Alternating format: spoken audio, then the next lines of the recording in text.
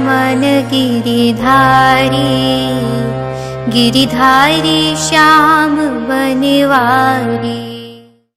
हरे कृष्णा, राधे राधे। मैं भक्ति सुरभि, आप सभी भक्तों को मेरा दंडवत प्रणाम और बहुत बहुत आभार। Welcome back to my YouTube channel. आप सभी भक्तों को बसंत पंचमी की बहुत बहुत बधाई। आज के वीडियो में हम ये डिस्कस करेंगे कि बसंत पंचमी का महत्व क्या है। तो चलिए आज के वीडियो को स्टार्ट करते हैं। बसंत पंचमी ये त्योहार माघ महीने के शुक्ल पक्ष के पंचमी तिथि को मनाया जाता है। बसंत पंचमी को ज्ञान पंचमी या श्री पंचमी भी कहते हैं। बसंत ऋतु आते ही प्रकृति का कण कण खिल उठता है। मानव तो क्या, पशु पक्षी भी उल्लास से भर जाते हैं। हर दिन नई उमंग से सूर्योदय होता है और नई चेतना प्रदान कर अगले दिन फिर आने का आश्वासन देकर चला जाता है। यूं तो माघ का पूरा महीना ही उल्लास देने वाला है, लेकिन बसंत पंचमी त्योहार का भारतीय जनजीवन पर विशेष प्रभाव है। पौराणिक बसंत पंचमी के कथा के अनुसार सृष्टि के प्रारंभिक काल में भगवान विष्णु के आज्ञा के अनुसार ब्रह्मा जी ने मनुष्य योनि की रचना की, परंतु वे अपने सर्जना से संतुष्ट नहीं थे। तब ब्रह्मा जी ने भगवान विष्णु से आज्ञा लेकर अपने कमंडल से जल को लेकर पृथ्वी पर छिड़क दिया, जिससे पृथ्वी पर कंपन होने लगा और एक अद्भुत शक्ति के रूप में चतुर्भुजी सुंदर स्त्री प्रकट हुई, जिनके एक हाथ में वीणा था और दूसरा हाथ बर मुद्रा में था। वही अन्य दोनों हाथों में पुस्तक एवं माला थी। जब इस देवी ने वाणी का मधुर नाद किया तो संसार के समस्त जीव जंतुओं को वाणी प्राप्त हो गई। तब ब्रह्मा जी ने इस देवी को वाणी की देवी सरस्वती कहा। माँ सरस्वती को बागेश्वरी, शारदा, भगवती सहित अनेक नामों से पूजा जाता है। संगीत की उत्पत्ति करने के कारण माँ सरस्वती को संगीत की देवी भी कहा जाता है। बसंत पंचमी को माँ सरस्वती के प्राकट्य उत्सव के रूप में मनाया जाता है। चाहे वो कवि हो या लेखक, गायक हो या वादक, नाटककार हो या नृत्यकार, वो सभी इस दिन माँ सरस्वती का पूजा और वंदना करते हैं। इस दिन पीले रंग का बहुत महत्व है, क्योंकि ये सरसों के फसल में पीले रंग के खिलने का प्रदर्शन करता है और ये पीला रंग माता सरस्वती को सबसे प्रिय है। इसलिए इस दिन सभी लोग पीले रंग के वस्त्र धारण करके इस त्योहार को मनाते हैं। इस दिन पीले और केसर व्यंजन भी बनाए जाते हैं। इस दिन से वृंदावन में होली का रंगीन त्योहार, जिसमें ब्रजेंद्र नंदन कृष्ण और श्रीमती राधा रानी संयुक्त होते हैं एक दूसरों को फूलों से और रंगों से रंगने में। इस रात को गोवर्धन के चंद्र सरोवर में वसंत रास भी हुआ था। इस दिन श्रीमती विष्णुप्रिया देवी यानी कि श्री चैतन्य महाप्रभु की स्त्री का प्राकट्य दिवस भी है। जब वे 16 साल की थी, तब उनके पति प्रेम पुरुषोत्तम महाप्रभु ने संन्यास ले लिया था, जिसके बाद से वो दुख और विरह में थी। महाप्रभु के संन्यास के बाद उन्होंने अपनी बाकी जिंदगी भगवान श्री कृष्ण और उनके प्रभु गौरांग महाप्रभु के गुणगान और जप करने में बिताई थी। इस दिन श्री रघुनाथ दास गोस्वामी जी का प्राकट्य दिवस भी है। श्री रूप श्री सनातन भट्ट रघुनाथ, श्री जीव गोपाल भट्ट दास रघुनाथ।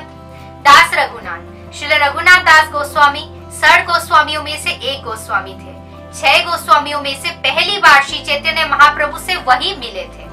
पानीहाटी में नित्यानंद प्रभु का कृपा प्राप्त करने के बाद और पानीहाटी में चीड़ा नदी महोत्सव का आयोजन करने के बाद श्री रघुनाथ दास गोस्वामी श्री क्षेत्र पूरी धाम जाते हैं और श्री चैतन्य महाप्रभु को अपने आप को समर्पित कर देते हैं, जहां श्री चैतन्य महाप्रभु उनको स्वरूप दामोदर जी के गाइड में रखते हैं और वो स्वरूप दामोदर जी से सब आध्यात्मिक शिक्षा प्राप्त करते हैं। श्री रघुनाथ दास गोस्वामी हमारे प्रयोजन आचार्य है। उन्होंने पूरे भक्त समाज को बहुत सारे साहित्यों का उपहार दिया है, जैसे कि मन शिक्षा, बिलाप कुसुमंजलि आदि। इस दिन श्री विश्वनाथ चक्रवर्ती ठाकुर का तिरोभाव दिवस भी है।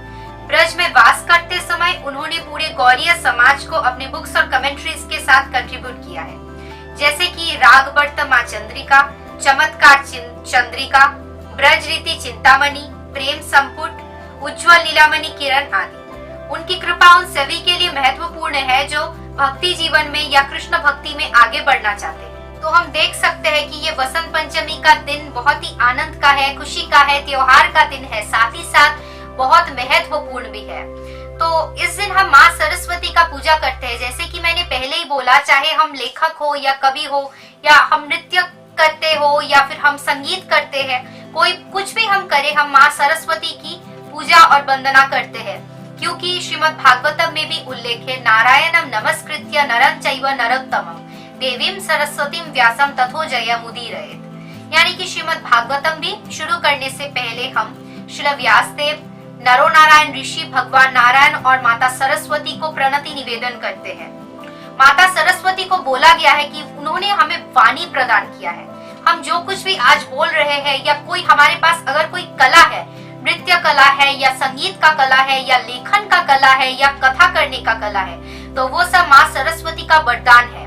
माँ सरस्वती से हमें प्रार्थना करना चाहिए कि वो हमें विद्या प्रदान करे, बुद्धि प्रदान करे। विद्या तो हमारे पास है, या तो माँ ने दिया है सबको, लेकिन बुद्धि वो प्रदान करे।